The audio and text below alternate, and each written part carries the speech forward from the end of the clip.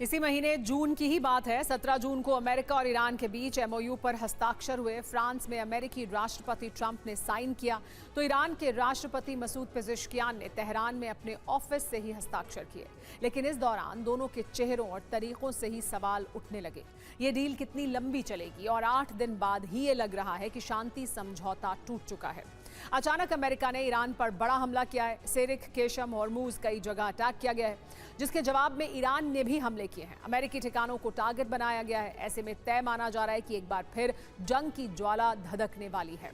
पश्चिम Asia में युद्ध क्या एक बार फिर शुरू होने वाला है? इससे जुड़ी एक बड़ी खबर यह कि ईरान पर अमेरिकी हमले से जुड़ी कुछ नई जानकारी सामने आई है। 6 अमेरिकी फाइटर जेट से सिरिक में विध्वंसक प्रहार किया गया। ईरान के 4 सैन्य ठिकानों को टारगेट किया गया। रडार स्टेशन, मिसाइल और ड्रोन फैसिलिटी पर अटैक किया गया।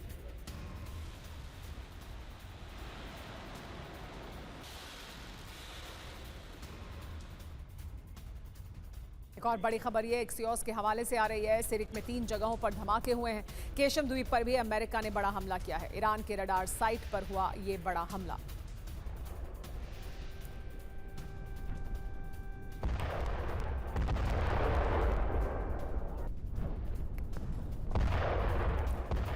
अमेरिका ने जारी किया है हमले का वीडियो। ईरान पर अमेरिकी स्ट्राइक का ये वीडियो जारी किया गया है। देखिए, ये वीडियो जारी किया गया है जिसमें अमेरिका ने दिखाया है कि किस तरह से उन्होंने ईरान पर हमला किया। अमेरिकी स्ट्राइक का ये वीडियो सामने आ चुका है और इसके बाद ईरान ने भी जवाबी हमला किया है। दोनों एक बार फिर युद्ध के कगार पर पहुंच चुके हैं। एक दूसरे पर हमला किया गया है और उसी तरह के बयान भी अमेरिका और ईरान की तरफ से सामने आ रहे हैं।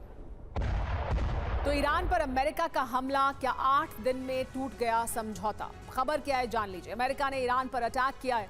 होर्मुज में ईरानी ठिकानों पर अटैक किया गया है। सिरिक में अमेरिकी फाइटर जेट से हमले किए गए हैं। केशम द्वीप पर भी अमेरिका का प्रहार हुआ है। टारगेट पर क्या था, जानिए। मिसाइल साइट टारगेट पर थी, ड्रोन साइट टारगेट पर थी, तटीय रडार साइट टारगेट पर थी। अमेरिका ने अटैक क्यों किया, ये भी जान लीजिए। 25 जून के ईरानी हमले का जवाब है ये। कमर्शियल शिप पर ईरान ने अटैक किया था। सिंगापुर का झंडा लगे हुए शिप पर ईरान द्वारा प्रहार किया गया था। ईरान का कहना था कि उसकी इजाजत के बिना हॉर्मुज स्ट्रेट को पार करने की कोशिश हो रही थी। इसके जवाब में अमेरिका ने अब हमला किया है। लेकिन बात उस स्ट्रेट ऑफ हॉर्मुज की जहां से गुजरने वाले जहाजों से ईरान फीस वसूलने की तैयारी कर रहा है। स्ट्रेट ऑफ हॉर्मुज में ईरान तुर्की का मॉडल अपनाना चाह रहा है, लेकिन ट्रंप न सिर्फ इसके खिलाफ हैं बल्कि अंतर्राष्ट्रीय कानून का हवाला देते हुए ईरान को चेतावनी भी दे रहे हैं। सवाल यही है कि आखिर तुर्की का वो कौन सा फॉर्मूला है जिसे ईरान स्ट्रेट ऑफ हॉर्मुज में लागू करना चाहता है। उससे बड़ा सवाल यह है कि अगर ईरान ने फीस वसूलना शुरू किया तो क्या इसका परिणाम एक और युद्ध होगा?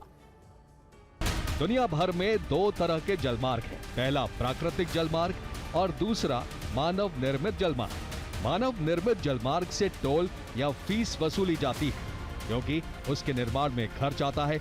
लेकिन जो जलमार्ग प्राकृतिक हैं, वहां कोई टोल टैक्स या फीस नहीं वसूली जा सकती। इस कानून का नाम है United Nations convention on the law of the sea. Short में इसे अनक्लॉस कहा जाता है। ये कानून 10 दिसंबर 1982 को अपनाया गया था और 16 नवंबर 1994 को लागू हुआ था।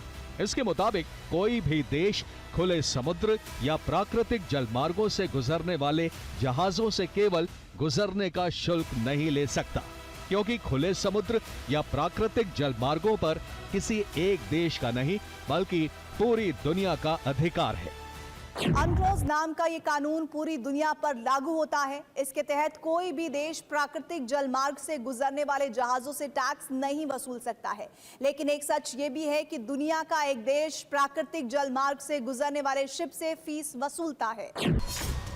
अनक्लॉस कानून में एक प्रावधान ये भी है कि अगर कोई देश किसी जलमार्ग से गुजरने वाले जहाजों को किसी तरह की सुविधाएं मुहैया करवाता है तो वो उसके बदले उनसे फीस वसूल सकता है। मसलन अगर कोई देश जहाज को रास्ता दिखाता है, सुरक्षा करता है, टग बोट की मदद देता है या फिर जहाज उस देश के बंदरगाह का इस्तेमाल करते हैं, तो इसके बदले वो देश टैक्स वसूल सकता है। नियम बहुत साफ है। प्राकृतिक जलमार्ग में कोई देश सिर्फ इसलिए टैक्स नहीं वसूल सकता है क्योंकि कोई जहाज उस मार्ग से जा रहा है। फीस तभी ली जा सकती है जब जहाज को वो देश कई तरह की सुविधाएं मुहैया करवाता है। अगर वो ऐसा करता है तो उसके बदले रकम ले सकता है। ईरान बॉस्फोरस का हवाला देकर कह रहा है कि वो भी स्ट्रेट ऑफ हॉर्मुज से गुजरने वाले जहाजों की सुरक्षा करेगा, उन्हें राह दिखाएगा। ईरान का कहना है कि अगर इस संवेदनशील जलमार्ग से जहाज सुरक्षित निकलना चाहते हैं तो वो ईरान की सुरक्षा व्यवस्था के तहत ही निकल सकते हैं। इसके बदले उन्हें फीस देनी पड़ेगी।